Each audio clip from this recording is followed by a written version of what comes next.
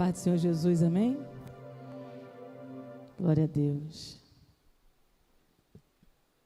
Agradeço a Deus pela oportunidade, pela bondade, pelo privilégio de falar um pouquinho da palavra, do amor e do favor dEle. É uma responsabilidade muito grande, mas é uma alegria muito grande também. Quero compartilhar uma palavra que o Espírito Santo colocou no meu coração. Encontra-se no livro de Esther, capítulo 1. Nós vamos ler os versos 10, 11 e 12. Esther 1, versos 10, 11 e 12. Leamos. Ao 7º dia, estando já o coração do rei alegre de vinho, mandou a Meumã, Bistá, Abona, Bigtá, Abigtá, Zetá e Carcas, os 7 eunucos que serviam na presença do rei Assuero, que introduzissem à presença do rei a rainha Vasti, com a coroa real, para mostrar aos povos e aos príncipes a formosura dela, pois era em extremo formosa.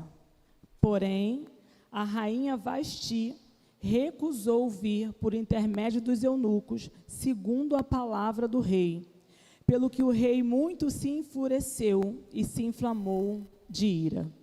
Eu quero orar uma vez mais. Eu sei que meu esposo já orou pela minha vida e já me abençoou, mas eu quero tributar ao Senhor esse culto, essa palavra, e que Ele mesmo me direcione.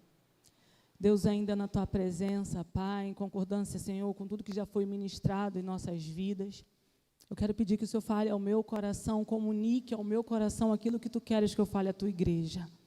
Prepara nosso coração para receber, Senhor, a Tua palavra, Senhor, essa semente preciosa, e que ela venha frutificar, Pai, para a glória do Seu nome.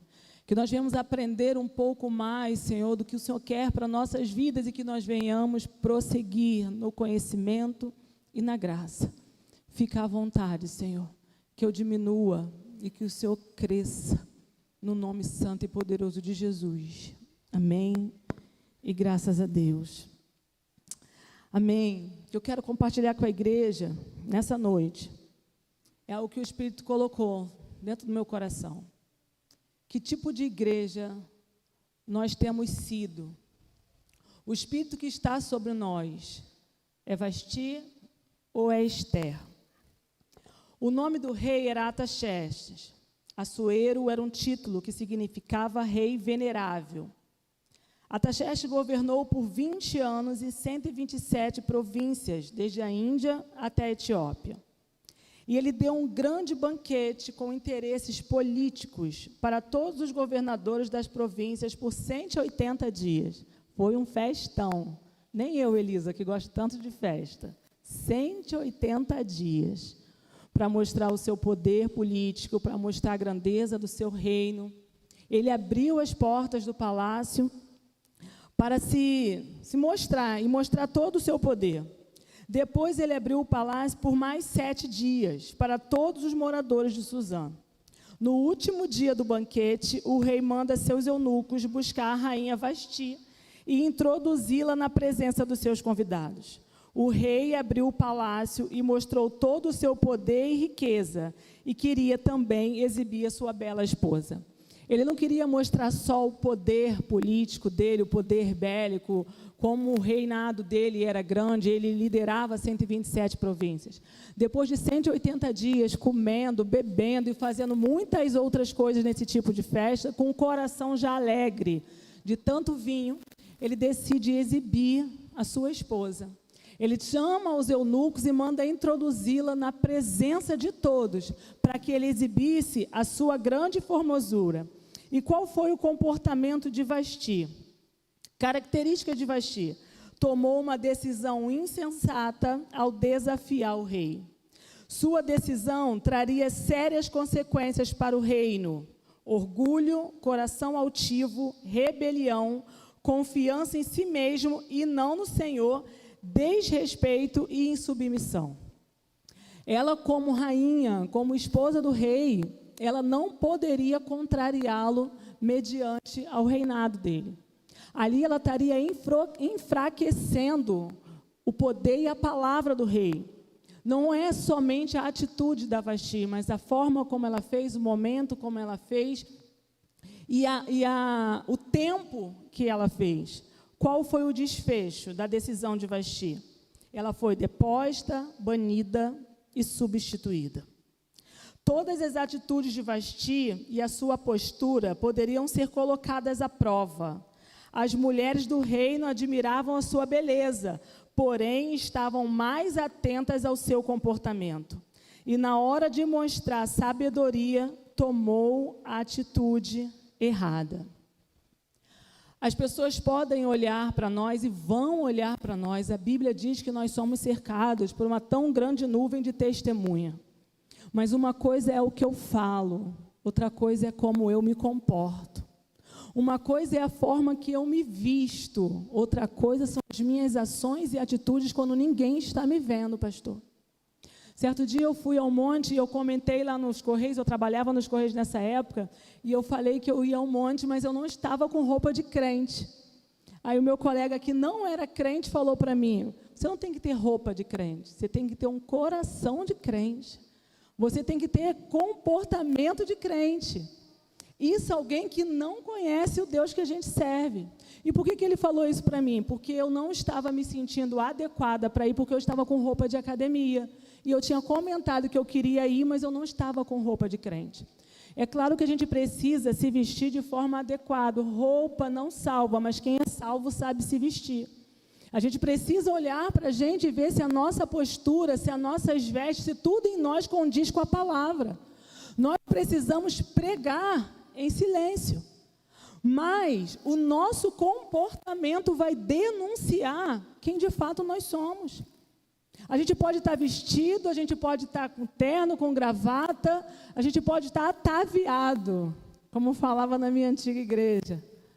Mas se o nosso coração for impuro, se as nossas atitudes não condizem com a palavra, a nossa roupa não vai nos aproximar do Senhor. Aquelas mulheres estavam olhando para Vasti. Vasti era uma referência, nós somos uma referência. Aonde a gente estiver, na nossa vizinhança, no seio da nossa família, aonde a gente estiver, as pessoas estão olhando para a gente. Nós não precisamos viver de aparência, porque nós somos alvo da visão de muitos, mas a nossa essência, a essência de Cristo em nós, precisa ser reverberada aonde a gente estiver. Comportamento inadequado de Vasti. Não era hora nem o momento de demonstrar insatisfação. Nós somos observados a todo tempo, como eu falei, inclusive nas redes sociais. Isso aqui também é muito interessante falar na igreja, de forma maciça e repetitiva. As pessoas estão nos olhando. Outra vez, não é sobre aparência, é sobre aquilo que a gente carrega. As nossas redes sociais é como se fosse um álbum de foto, é como se fosse uma extensão daquilo que nós fazemos, mas a gente precisa separar o público do privado. As nossas redes sociais falam sobre quem nós somos. Quando alguém quer saber a respeito de um serviço, se a gente indicar alguém, eu quero um pedreiro, eu quero um eletricista, onde é que a gente vai pesquisar agora? No Instagram. E o que a gente está comunicando lá? O que a gente está postando no nosso Facebook, no nosso Instagram, quais os vídeos? Até o que a gente curte fala sobre nós. O tipo de conteúdo que a gente consome, aquilo que nós estamos vendo. Os nossos olhos são a entrada, são janelas, aquilo que a gente está vendo, nosso cérebro está capturando aquela imagem. E, de repente, a gente fica triste, angustiado, depressivo, com pensamentos que não concordam com a palavra. O que é? É o alimento. É o alimento. De que a gente está se alimentando? Nós somos observados. Eu não sabia porque eu não sei mesmo, quem me conhece mais de perto sabe, que aquilo que a gente curtia, outras pessoas sabiam, Elisa. E aí, semana passada, a Ana me falou isso.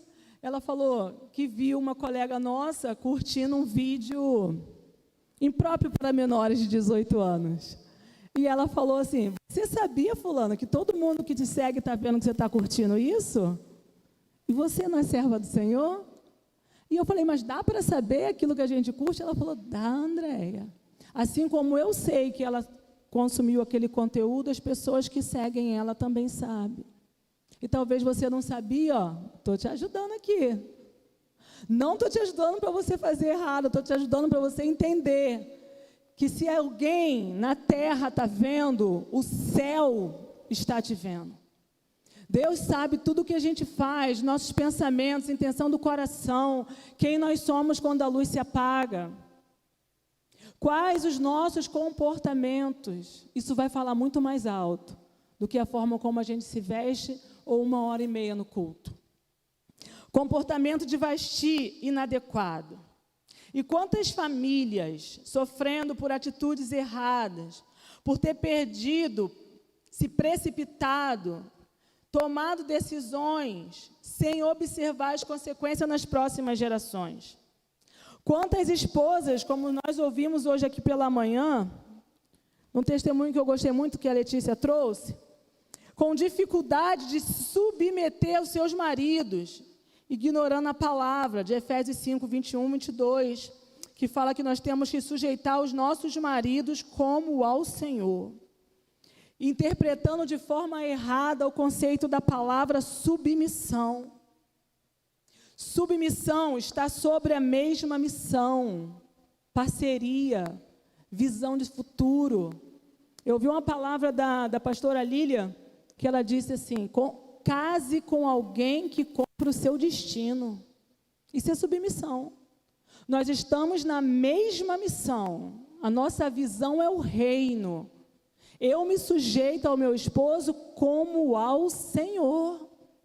Então, se eu temo a Deus de verdade, se eu tenho um comportamento, ações e intenções do coração diferente de uma falsa aparência, eu não vou ter dificuldade de me submeter ao meu marido, pastor Jorge. Porque se eu não consigo amar quem eu vejo, como eu vou amar o Senhor? Esse amor, essa fala é vã. Então, sujeitai-vos aos vossos maridos como ao Senhor. E o marido, amai a vossa esposa como Cristo amou a igreja. E a si mesmo se entregou por ela e deu a vida por ela, mas foi uma igreja de qualquer jeito? Não. Uma igreja sem mácula.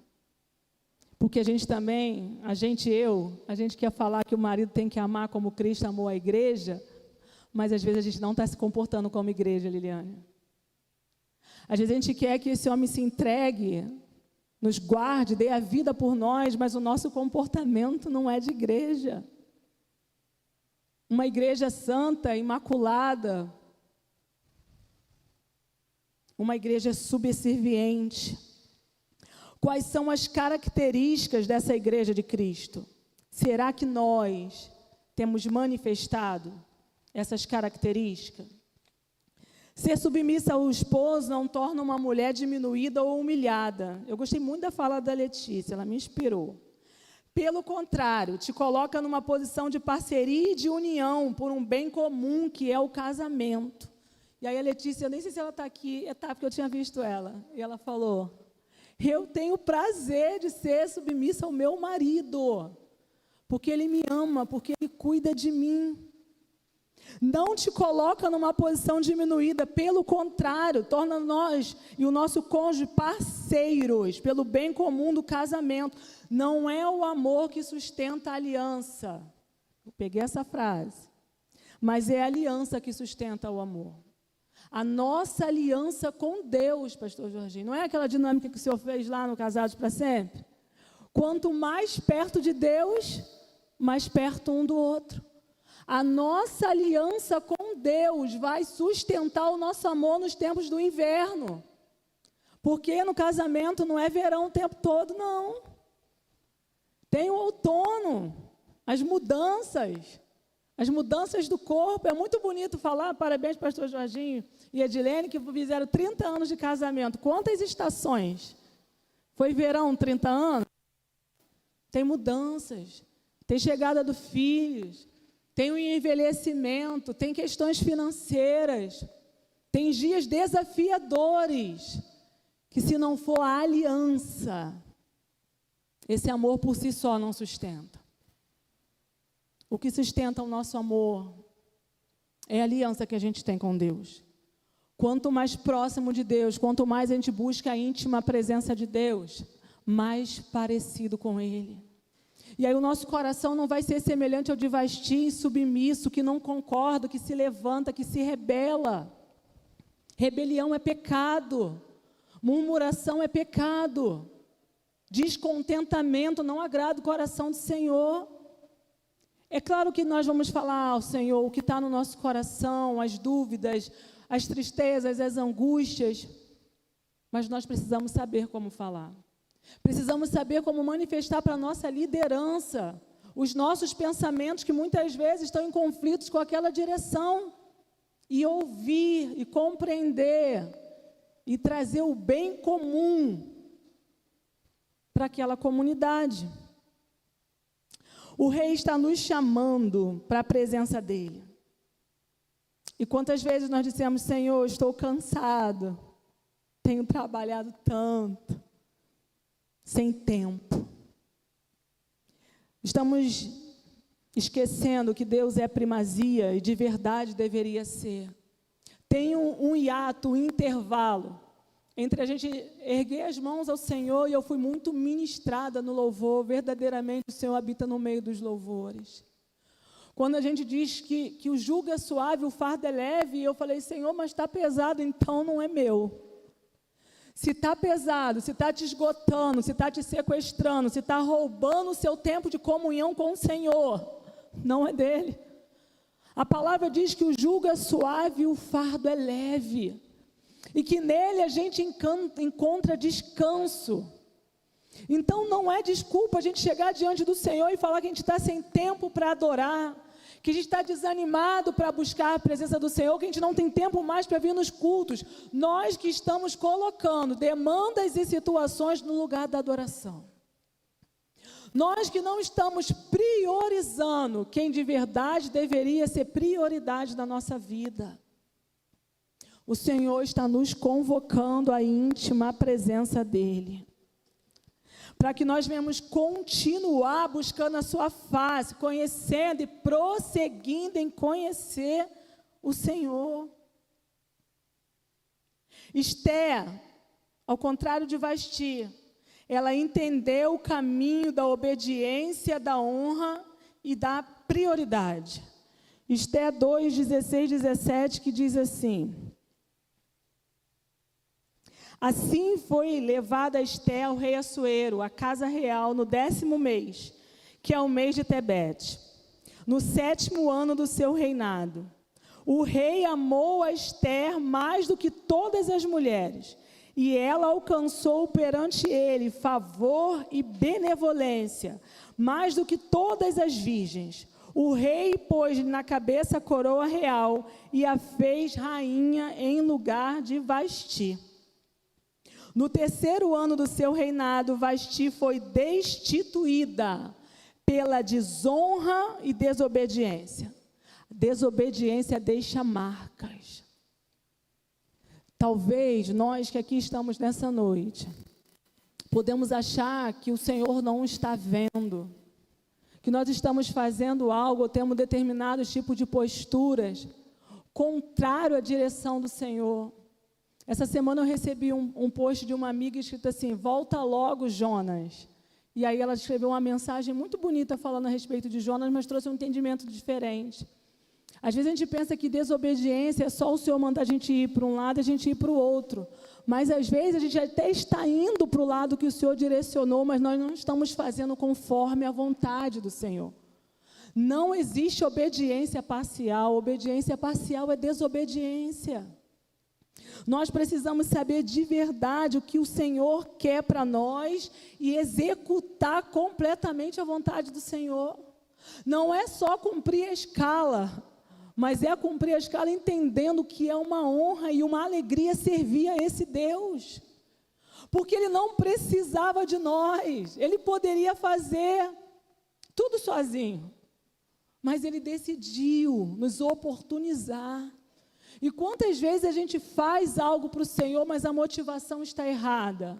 Como se fosse um peso, como se fosse um favor para Deus estar no culto. Quando na verdade é um privilégio, é uma honra. Quantas pessoas gostariam de estar aqui nesse lugar e não tem saúde? Eu falei isso para o meu esposo outro dia. O carro da gente quebrou. E a gente foi andando daqui da igreja até na casa da minha mãe. Minha mãe mora depois da Praça do Galo. Estava um solzinho gostoso, de 40 graus como hoje. E ele, fica triste não, amor. E ele foi murmurando. Aí eu falei, amor, em nome de Jesus, tu bonitão, com 2 pernas fortes dessa, não espera o Senhor. Não espera a gente não ter saúde para valorizar esse momento. A gente tem liberdade de ir e vir. A gente tem saúde, trouxe até uma aguinha para a gente dividindo no caminho. A gente está junto. Olha aqui que coisa linda fazendo essa atividade matinal depois da escola dominical. Gente, de verdade. Não era deboche, ele falou, você está de deboche. Não era. Era uma consciência de que, de verdade, a gente não tem valorizado o que tem valor. A gente é livre em Cristo Jesus para estar nos cultos. A gente é livre em Cristo Jesus para pregar a palavra. A gente é livre para evangelizar. A gente é livre para ficar em silêncio. Mas a gente tem vivido de forma mecânica e técnica e não tem valorizado o simples, o ordinário. E aí quando eu li aquele post, volta logo, Jonas estava dizendo sobre isso. Sobre alguém que até está fazendo, mas não com uma entrega genuína. Não com alguém que tem o coração quebrantado, não com alguém que está entregando 100%. E aí o texto da minha amiga dizia, volta a ouvir a direção que o Senhor te deu. Examine se o que você está fazendo é o que Deus quer que você faça, ou aquilo que você quer fazer e está dizendo que foi Deus que te direcionou. Volta à palavra. Volta a buscar o Senhor acima de tudo que há. Volta a buscar o Senhor como prioridade. No 3º ano, Vasti foi destituída. E somente no 7º ano, Esté foi elevada ao posto de rainha. Há um hiato aqui, um intervalo de 4 anos entre a deposição de Vasti e a coroação de Esté. E aqui o Espírito Santo ministrou ao meu coração. Houve um intervalo de tempo. E durante esse tempo, Esté continuou obedecendo e honrando os ensinamentos do seu primo Mardoqueu. Entre a apresentação de Esté, entre toda essa questão de Vasti ser deposta do trono, das mulheres chegarem, da ideia de trazer uma nova coroa, de uma nova rainha, de colocar a coroa em alguém, de fazer um concurso, houve um hiato de 4 anos. Entre Esté chegar e se apresentar ao rei, foi 1 ano de preparação. E às vezes a gente pensa que está demorando aquilo que o Senhor já confiou a nós, já entregou, já liberou, já deliberou sobre a nossa vida. Esse intervalo de tempo, o Senhor está forjando a nossa fé e o nosso coração.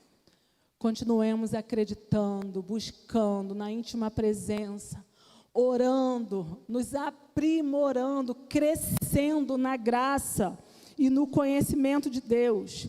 Obediência abre portas. Obediência muda circunstâncias. Havia um decreto de morte, mas a obediência, o discernimento, mudou aquela situação. Quem sabe se para esse tempo Deus não nos colocou aqui. Quem sabe para esse tempo o Senhor nos conservou com vida, igreja. Por que nós acordamos mais um dia? Eu não tenho noção, mas eu tenho certeza que muitas pessoas morreram no dia de hoje. Todos os dias nascem e morrem pessoas. Todos os dias. Por que será que o Senhor nos concedeu mais um dia de vida?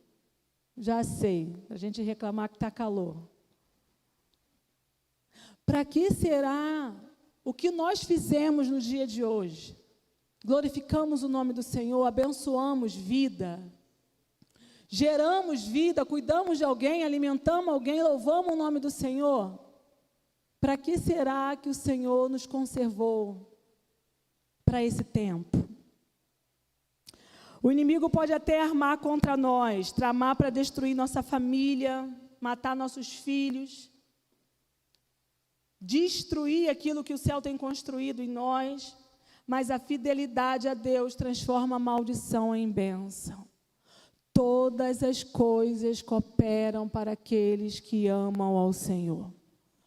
Todas as coisas cooperam para aqueles que amam ao Senhor. Se a gente ama ao Senhor, tudo que nos sobrevém irá cooperar. Deus transforma maldição em bênção. Deus transforma situações desfavoráveis em situação favorável, e até aquilo que ao nosso entendimento não deu certo, vai servir para o propósito do Senhor na nossa vida. Aprendizado, maturidade, crescimento, porque ninguém cresce sorrindo. A dor nos amadurece. A palavra do Senhor diz que há mais sabedoria numa casa que tem luta do que numa casa que tem festa. A dor nos amadurece, se a gente permitir. Porque se a gente não entender, não pegar o aprendizado, essa dor pode fazer da gente uma pessoa amargurada, uma pessoa de difícil convivência. Esther fazia amizade por onde passava, porque ela exalava o bom perfume de Cristo. O camareiro do rei achou graça em Esther. Todos do palácio gostaram de Esther. Atitude, humildade, simplicidade era a marca do caráter dela. E quais têm sido a marca do nosso caráter? O que as pessoas têm falado ao nosso respeito? Quando Esther foi introduzida à presença do rei, ela não se encheu de adornos, ela foi autêntica, essência e não aparência. E por isso o rei a amou. Quando soube que seu povo estava por perecer, não confiou em si mesma, nem na sua beleza, nem nos seus dons.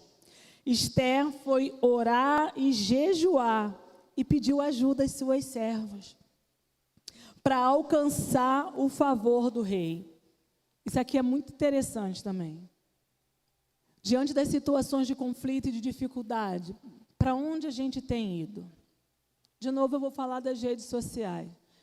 Eu fico loura quando eu vejo um crente colocando nas redes sociais, me sentindo triste. Dias difíceis. Porque depois nem volta para contar o que aconteceu, se saiu daquela situação. Então, para que está expondo a dor e a dificuldade? Para que a gente está tirando a nossa armadura na frente de tantas pessoas que nada poderão fazer por nós? Eu fico sem compreender por que a gente não vem para a presença, por que a gente não se reveste da armadura de Efésios, por que a gente não lança a mão das disciplinas espirituais e pede ajuda a quem tem palavra de vida, de ânimo, de renovo, para orar, para jejuar com a gente, para guerrear as nossas batalhas. Esther foi orar e jejuar junto com as suas servas para alcançar o favor do rei.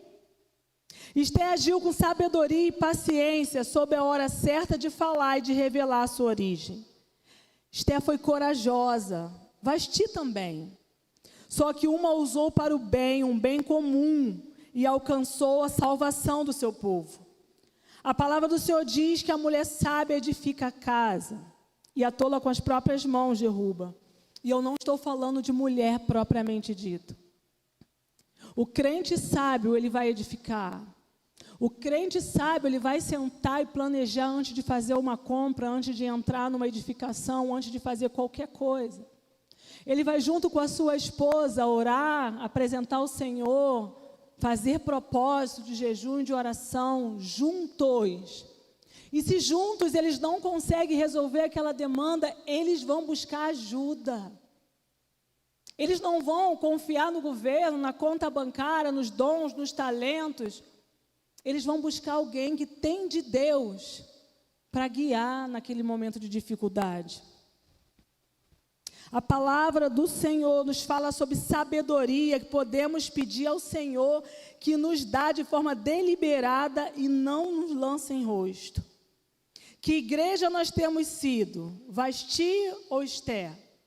Precipitação, desonra ou obediência, humildade, honra ao Senhor? Temos nos comportado de forma egocêntrica muitas vezes, pensando somente em nós e não tendo uma visão compartilhada de reino. Esté tinha visão no reino, coração no céu, dinheiro no bolso, nos servindo, e não como o Senhor. Isso aqui é muito forte, eu quero falar algo para a igreja. Às vezes o dinheiro é o nosso Senhor, e nós temos ficado aprisionados nisso. E a gente não vê mais a necessidade do irmão, a gente não vê mais que alguém que está do nosso lado pode estar precisando do quilo que o pastor Jorginho falou. Porque eu não preciso, pastor. Porque na minha casa tem. E a gente está tão ensimesmado, tão preocupado com as nossas próprias conquistas, tão cheio de planos, quer vencer ou vencer. Esse mundo tem nos empurrado para isso. O volume de informações, a facilidade das coisas no dia de hoje tem deixado a gente mais egoísta e mais egocêntrico. No tempo da Covid-19, a gente ouvia muito que nós sairíamos dessa situação melhores. Não saímos. Não saímos. Por um momento ou dois, eu acredito até que a igreja, que as famílias se uniram um pouco mais. Mas bastou uma falsa sensação de que está tudo no controle para que a gente volte novamente para as nossas próprias necessidades. E o dinheiro tem governado muitos cristãos. Dinheiro como Senhor e não como servo.